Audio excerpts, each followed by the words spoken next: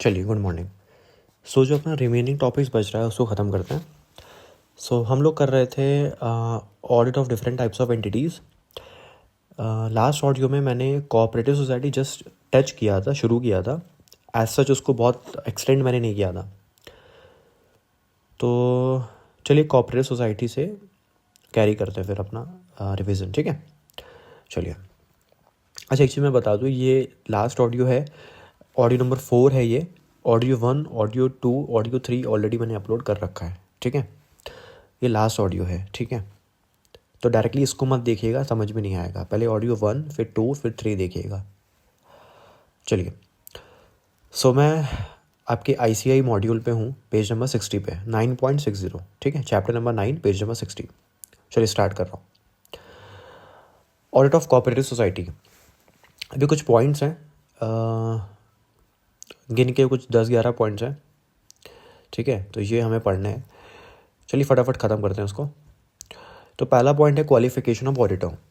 तो एक cooperative society का ऑडिटर कौन बन सकता है, ठीक है। तो 3 क्वालिफिकेशन है। पहला, चार्टर्ड अकाउंटेंट होना चाहिए। दूसरा, जिसके पास गवर्नमेंट डिप्लोमा है इन कोऑपरेटिव अकाउंट्स। तीसरा, जिस बंदे ने एज एन ऑडिटर सर्व किया है इन cooperative department of a government, ठीक है। देखिए, 3 क्वालिफिकेशन है ऑडिटर की। CA हो सकता है, या फिर जिसके पास गवर्नमेंट डिप्लोमा है इन कोऑपरेटिव अकाउंट्स, या तीसरा, जिसने एज एन ऑडिटर सर्व किया है in the cooperative department of a government, ठीक है। तो ये क्वालिफिकेशन है। अपॉइंट कौन करेगा ऑडिटर को? रजिस्ट्रार अपॉइंट करेगा। अपॉइंट कौन करेगा? रजिस्ट्रार अपॉइंट करेगा, ठीक है। तो उसकी फ़ीस भी रजिस्ट्रार ही डिसाइड करेगा, कितना फ़ीस देना है वगैरह वगैरह, क्या स्कोप होना चाहिए, क्या काम होना चाहिए, सब रजिस्ट्रार डिसाइड करेगा। अच्छा, अब एक कोऑपरेटिव सोसाइटी को क्या क्या बुक्स ऑफ अकाउंट्स मेंटेन करना चाहिए? तो कहाँ से पैसा आया, कहाँ पैसा गया, सारे सेल्स, परचेज, एसेट, लाइबिलिटीज़। ध्यान रखिए, कोऑपरेटिव सोसाइटी को क्या क्या बुक्स ऑफ अकाउंट्स मेंटेन करना चाहिए, कहाँ से पैसा आया, कहाँ पैसा गया, सेल्स, परचेज, एसेट, लाइबिलिटीज़, ठीक है। अच्छा, 4th पॉइंट है restrictions on share holding. 4th point है रेस्ट्रिक्शंस ऑन शेयर होल्डिंग। इसका क्या मतलब हुआ कि अगर आपकी सोसाइटी ऐसी है जहाँ पे liability of a member is limited, आपकी सोसाइटी ऐसी है where the liability of a member is limited, तो कोई भी मेंबर 20% से ज़्यादा या फिर वैल्यू ऑफ शेयर होल्डिंग 1,000 रुपये से ज़्यादा होल्ड नहीं कर सकता है। मेरी बात सुनिएगा, आपकी सोसाइटी कैसी है जिसमें liability of a member is limited, ठीक है। तो उस केस में मेंबर 20% से ज़्यादा, या फिर अगर वैल्यू में बात करें, वैल्यू में, तो 1,000 रुपये की वैल्यू से ज़्यादा होल्ड नहीं कर सकता है। ये रेस्ट्रिक्शन है। लेकिन इसका एक्सेप्शन है रजिस्टर्ड सोसाइटी। अगर रजिस्टर्ड सोसाइटी है तो ये एक्सेप्शन अप्लाई नहीं होगा। ध्यान रखिएगा, अगर रजिस्टर्ड सोसाइटी है तो ये एक्सेप्शन अप्लाई नहीं होगा। उसके बाद है restriction on loans. Simple point है कि जो सोसाइटी होती है वो किसी बाहर वाले को लोन नहीं दे सकती है। मतलब वो लोन देगी भी तो अपने मेंबर को ही देगी। बट यहाँ पे एक एक्सेप्शन है कि हम रजिस्ट्रार की परमिशन से एक रजिस्टर्ड सोसाइटी दूसरे रजिस्टर्ड सोसाइटी को लोन दे सकती है। देखिए, जनरल पॉइंट क्या है कि जो सोसाइटी होती है वो सिर्फ अपने मेंबर को ही लोन देती है, ठीक है। मेंबर के अलावा किसी और को लोन नहीं देती है। बट अगर हम रजिस्ट्रार से परमिशन ले लें तो एक रजिस्टर्ड सोसाइटी दूसरी रजिस्टर्ड सोसाइटी को लोन दे सकती है। नेक्स्ट पॉइंट है रेस्ट्रिक्शन ऑन बोरिंग्स। तो यहाँ पे वही पॉइंट है कि जो सोसाइटी होती है वो एक्सेप्ट कर सकती है लोन और डिपॉजिट्स, ठीक है। बट उसमें कुछ रेस्ट्रिक्शन एंड लिमिट्स हैं, तो वो फॉलो करना पड़ेगा सोसाइटी को, ठीक है। देखिए क्या बोल रहा हूँ मैं। बोरिंग में क्या है कि आप लोन और डिपॉजिट मेंबर से भी एक्सेप्ट कर सकते हो, बाहर वालों से भी एक्सेप्ट कर सकते हो। बट बाहर वालों से एक्सेप्ट करने के लिए कुछ रेस्ट्रिक्शंस हैं। तो ऑडिटर को देखना पड़ेगा क्या वो रेस्ट्रिक्शंस, क्या वो लिमिट्स वो कंप्लाई कर रहे हैं कि नहीं कर रहे हैं। अच्छा, अब सोसाइटी को इन्वेस्टमेंट भी करना होता है। तो सोसाइटी को इन्वेस्टमेंट कहाँ करना होता है? सेंट्रल या स्टेट कोऑपरेटिव बैंक्स पे करना होता है, या फिर जो section 20 of the Indian trust act में जो जो सिक्योरिटीज स्पेसिफाइड है उसमें इन्वेस्टमेंट कर सकते हैं। या तीसरा, कोई भी कोऑपरेटिव बैंक में कर सकते हैं या किसी और फंड में कर सकते हैं जो सेंट्रल या स्टेट गवर्नमेंट ने परमिट कर रखा है, ठीक है।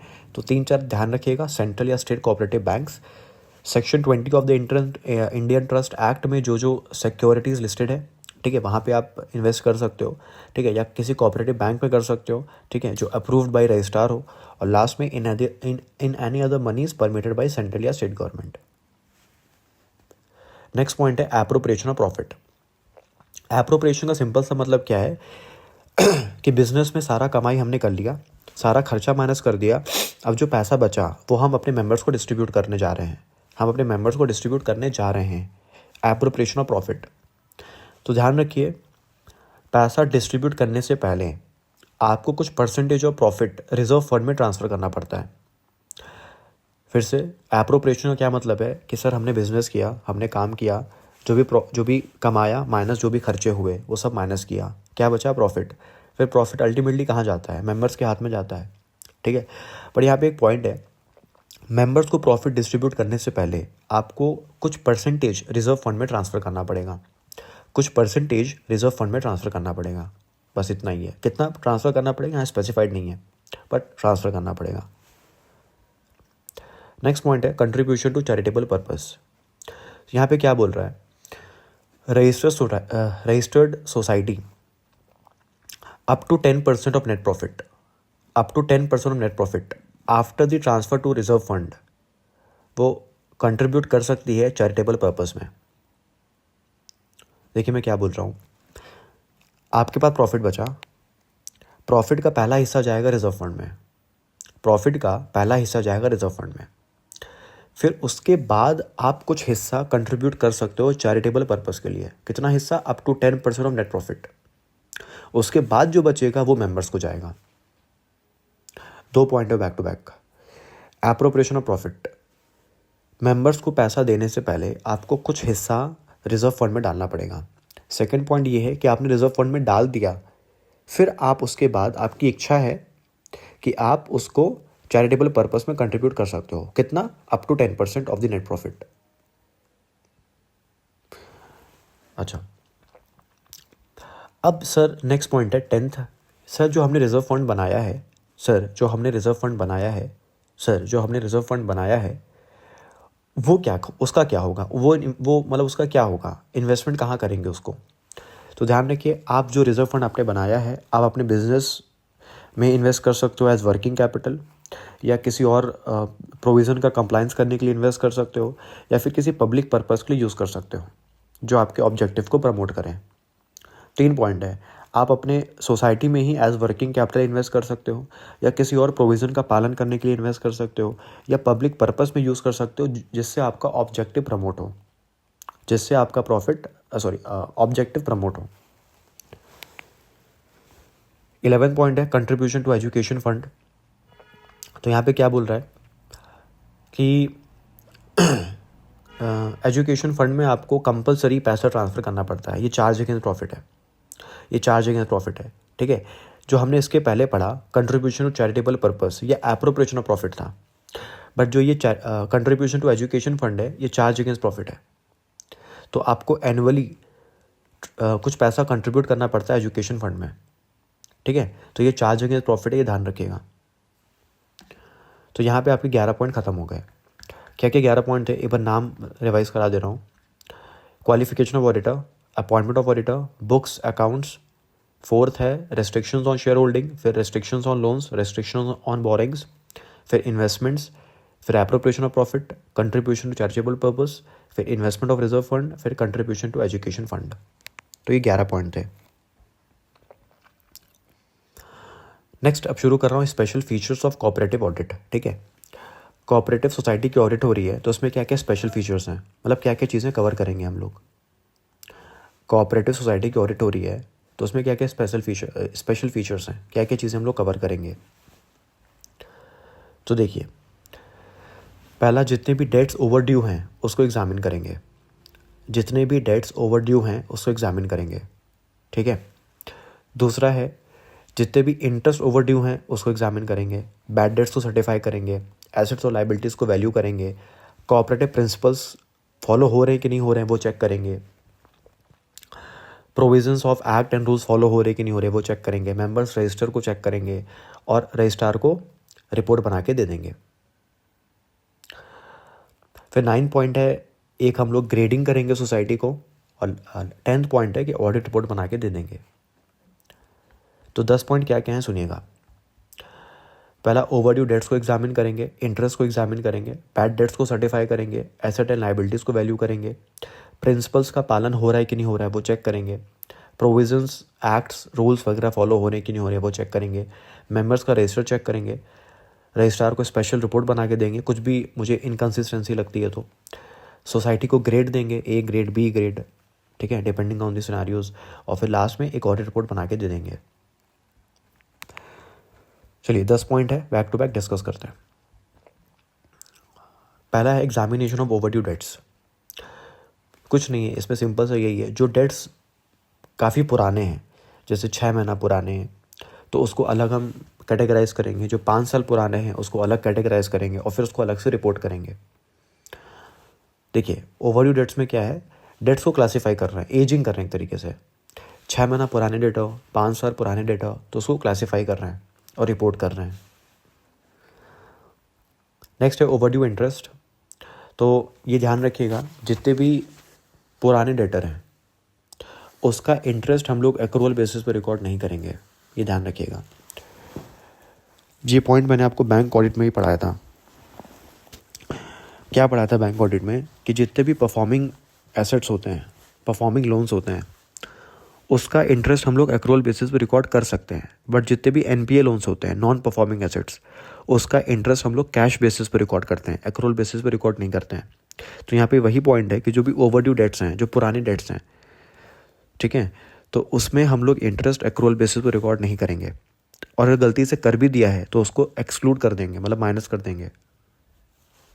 थर्ड पॉइंट है certification of bad debts. Simple सा ये मतलब है कि कोई भी कोऑपरेटिव सोसाइटी बैड डेट्स को रिटर्न ऑफ नहीं कर सकती है अनटिल एंड अनलेस ऑडिटर उसको सर्टिफाई ना कर दे। जैसे होता है क्या है ना, कि हम लोग विंडो ड्रेसिंग करने के लिए बैड डेट्स को रिटर्न ऑफ कर देते हैं, एक्सपेंसेस बढ़ाने के लिए, तो हम अपने मन से कुछ नहीं कर सकते। एक ऑडिटर सर्टिफाई करेगा तभी वो बैड डेट रिटर्न ऑफ होगा, तभी हम उसको एक्सपेंस क्लेम करेंगे, अदरवाइज हम क्लेम नहीं कर सकते। फिर एसेट्स का वैल्यूएशन, लायबिलिटी का वैल्यूएशन चेक करेंगे कि वो प्रोविजंस के हिसाब से फॉलो हो रहा है कि नहीं हो रहा है। तो ये सारे पॉइंट्स हैं इसमें। इसमें फिक्स एसेट का एक पॉइंट है कि फिक्स एसेट का वैल्यूएशन कॉस्ट पे होना चाहिए, ठीक है, और उसमें प्रॉपर प्रोविजनिंग होनी चाहिए डेप्रिसिएशन की। फिर फिफ्थ है कि कोऑपरेटिव प्रिंसिपल्स का कंप्लायंस होना चाहिए। जो भी कोऑपरेटिव प्रिंसिपल्स हैं, छोटे बड़े जो भी हैं, लोन्स बोरिंग्स को लेकर जो भी हैं, सबका कंप्लायंस होना चाहिए। फिर 6 पॉइंट है observation of provisions of the act and rules. तो यहाँ पे बेसिक यही पॉइंट है, ऑडिटर देखेगा कि कोई नॉन कंप्लायंस तो नहीं हो रहा है किसी प्रोविज़न के साथ, किसी एक्ट के साथ, किसी रूल्स के साथ। अगर ऐसा हो रहा है तो वो रिपोर्ट करेगा। 6 पॉइंट में क्या है, ऑडिटर देख रहा है कि कोई नॉन कंप्लायंस तो नहीं हो रहा है, इन्फ्रिंजमेंट तो नहीं हो रहा है किसी प्रोविज़न के साथ। इन्फ्रिंजमेंट का मतलब है नॉन कंप्लायंस। देखिए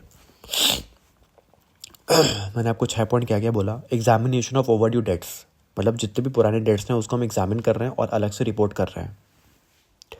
फिर ओवरड्यू इंटरेस्ट, मतलब जितने भी ओवरड्यू डेट्स हैं उसका इंटरेस्ट आप एक्रूअल बेसिस पर रिकॉर्ड नहीं करोगे, और गलती से कर लिया तो आप उसको एक्सक्लूड कर दोगे। थर्ड है सर्टिफिकेशन ऑफ बैड डेट्स।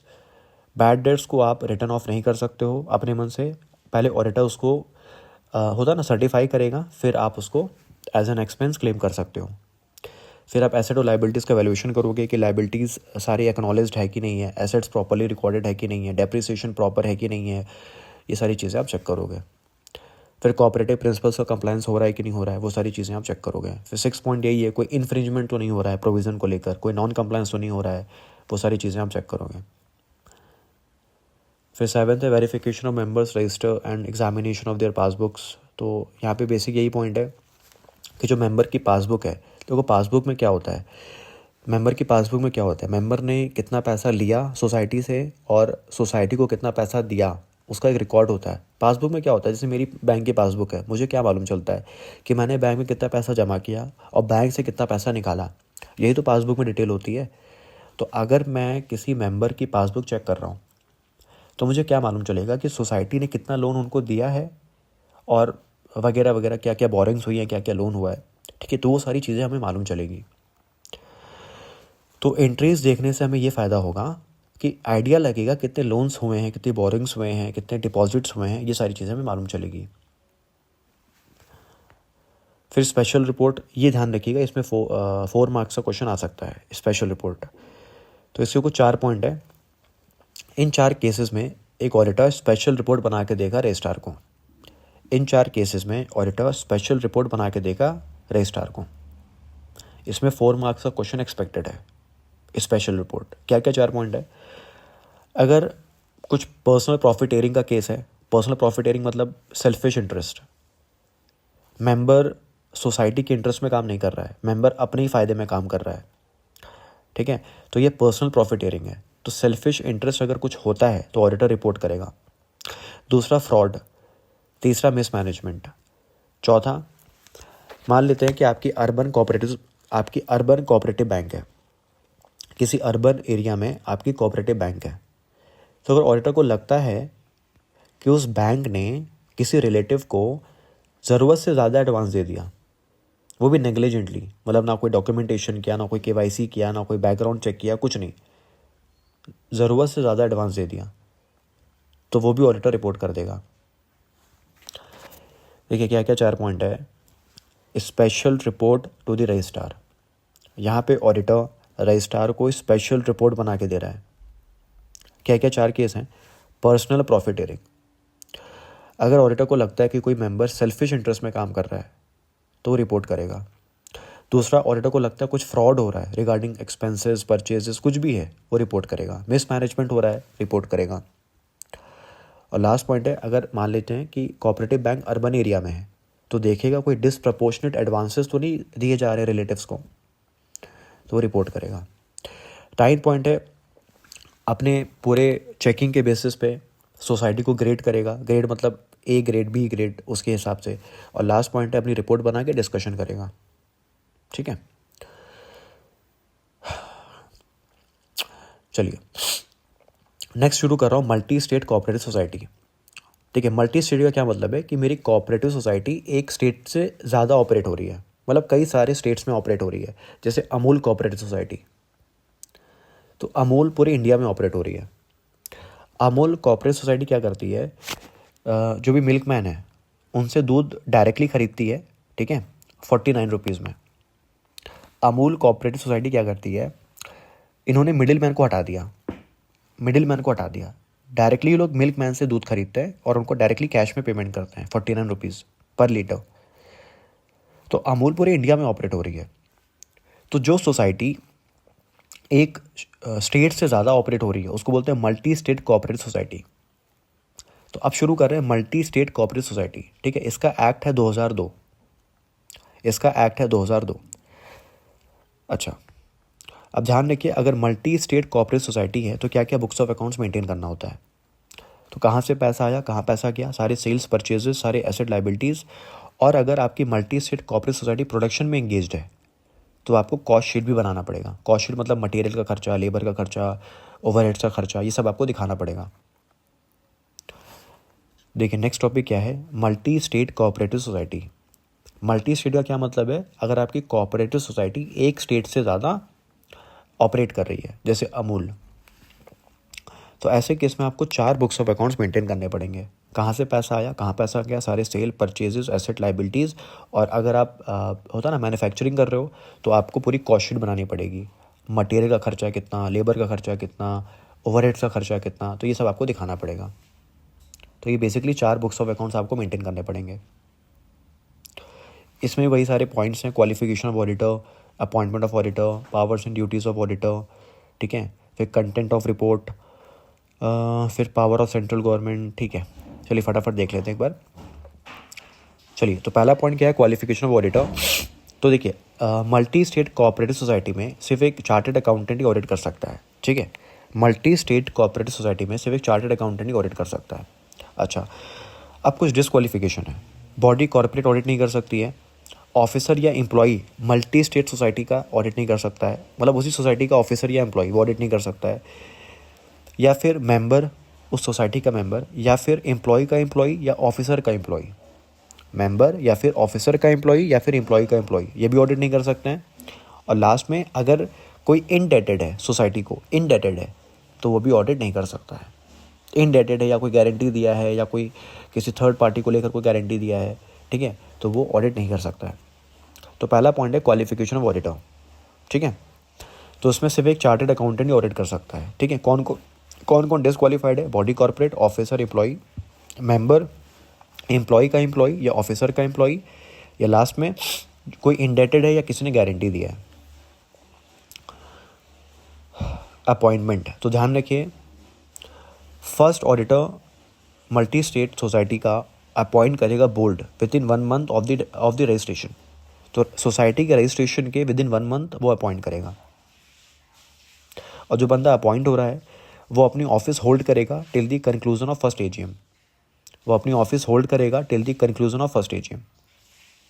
तो ध्यान रखिए, फर्स्ट ऑडिटर अपॉइंट करेगा बोर्ड विद इन 1 मंथ, और जो बंदा अपॉइंट हो रहा है वो फर्स्ट एजीएम तक अपनी ऑफिस होल्ड करेगा। और फिर अगर सब्सिक्वेंट ऑडिटर है तो वो तो फिर एजीएम में ही अपॉइंट होगा, वो फिर एजीएम में ही अपॉइंट होगा सब्सिक्वेंट ऑडिटर। अब नेक्स्ट पॉइंट है powers and duties of auditor. तो इसमें वही सारे पॉइंट्स हैं जो हमने सेक्शन 141 में पढ़ा था, नहीं आई थिंक 143 में पढ़ा था। उसमें ऑडिटर कुछ इंक्वायरीज़ करता है, आपको याद होगा तो। उसमें मैंने निमोनिक लिखवाया था ABCDEF करके।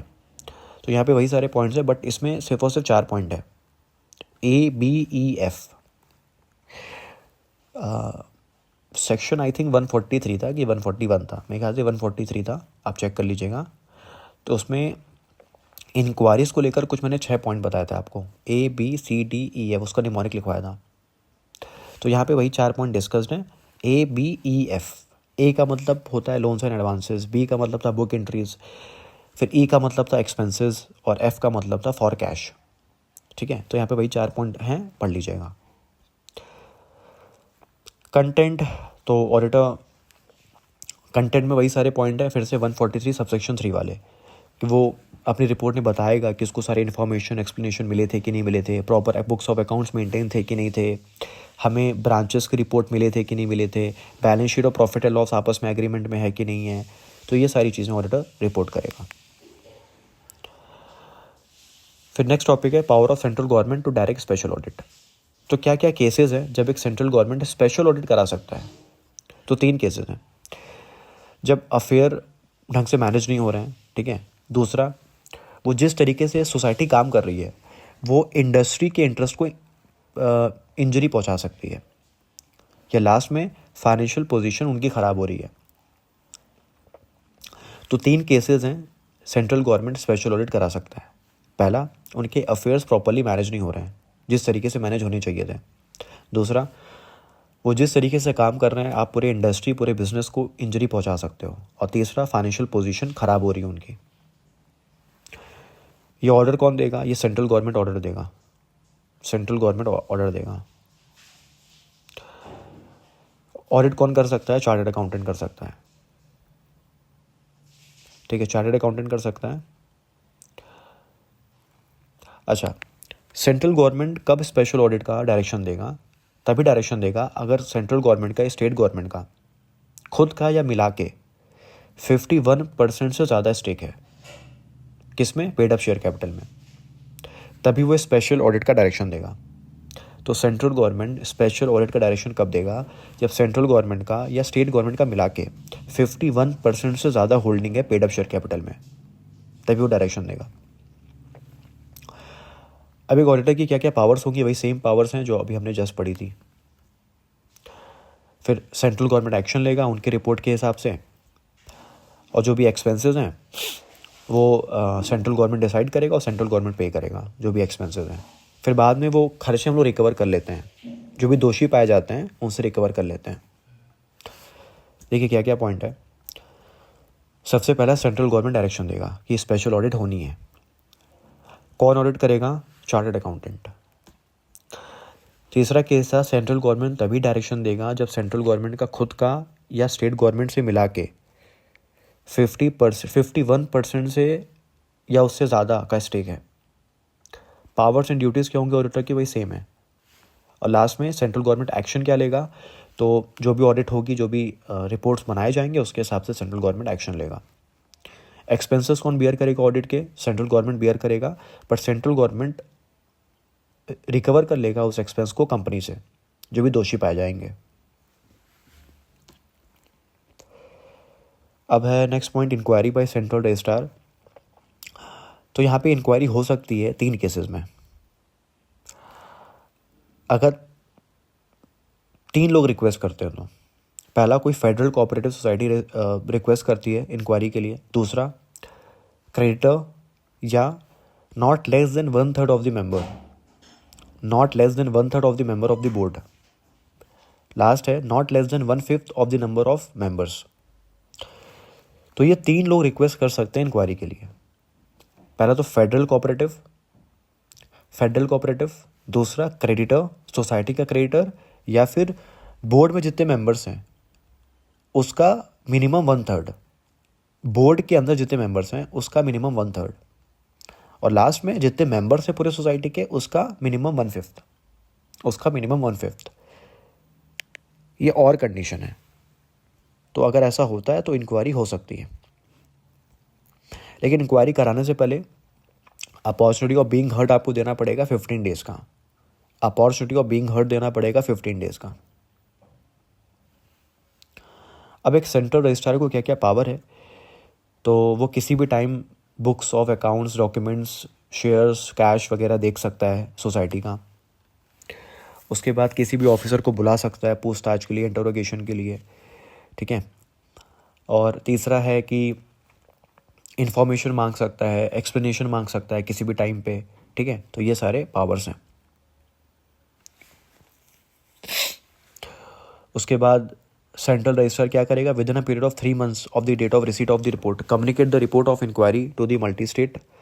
मतलब यही कह रहा है कि सेंट्रल रजिस्ट्रार ने इंक्वायरी कराई तो रिपोर्ट आई होगी, तो रिपोर्ट आने के 3 महीने बाद, मतलब विद इन 3 महीना, ठीक है, वो कम्युनिकेट कर सकता है मल्टी स्टेट सोसाइटी को ये क्या क्या आपको एक्शंस लेने हैं, क्या क्या चेंजेस आपको करने हैं, ठीक है, रिपोर्ट के विद इन 3 months। तो देखिए इसमें क्या क्या हमने पढ़ा, इंक्वायरी बाय सेंट्रल रजिस्ट्रार। तो इंक्वायरी कब कब हो सकती है, किसी फेडरल कोऑपरेटिव ने रिक्वेस्ट किया है तो, या फिर क्रेडिटर, या फिर बोर्ड में जितने मेंबर्स हैं उसमें मिनिमम 1/3, या फिर टोटल जितने मेंबर्स हैं मेरे पास उसके मिनिमम 1/5, ठीक है। इंक्वायरी जब भी होगी तो आप अपॉर्चुनिटी ऑफ बीइंग हर्ड दोगे सोसाइटी को 15 दिन का, मिनिमम 15 दिन का, ठीक है। अब एक रजिस्ट्रार के पास क्या क्या पावर है, वो एक्सेस कर सकता है बुक्स, अकाउंट्स, डॉक्यूमेंट्स, ठीक है, सोसाइटी का, ठीक है। दूसरा, एक्सप्लेनेशन मांग सकता है, ठीक है, जनरल मीटिंग बुला सकता है। थर्ड, इंटरोगेशन के लिए किसी को बुला सकता है, समन कर सकता है, ठीक है। और फॉलोअप ले सकता है। तो इसमें यही पॉइंट लिखा है, central registrar shall within a period of 3 months of the date of receipt of the report communicate the report of inquiry to the multi state if any to which the society is affiliated and to the person, ठीक है। तो 3 महीने के अंदर हम लोग क्या कर सकते हैं, सोसाइटी की रिपोर्ट उनके एफिलिएट सोसाइटी को रिपोर्ट कर सकते हैं, ठीक है। और देख सकते हैं कि जो चेंजेस होने चाहिए थे वो चेंजेस हो रहे हैं कि नहीं हो रहे हैं।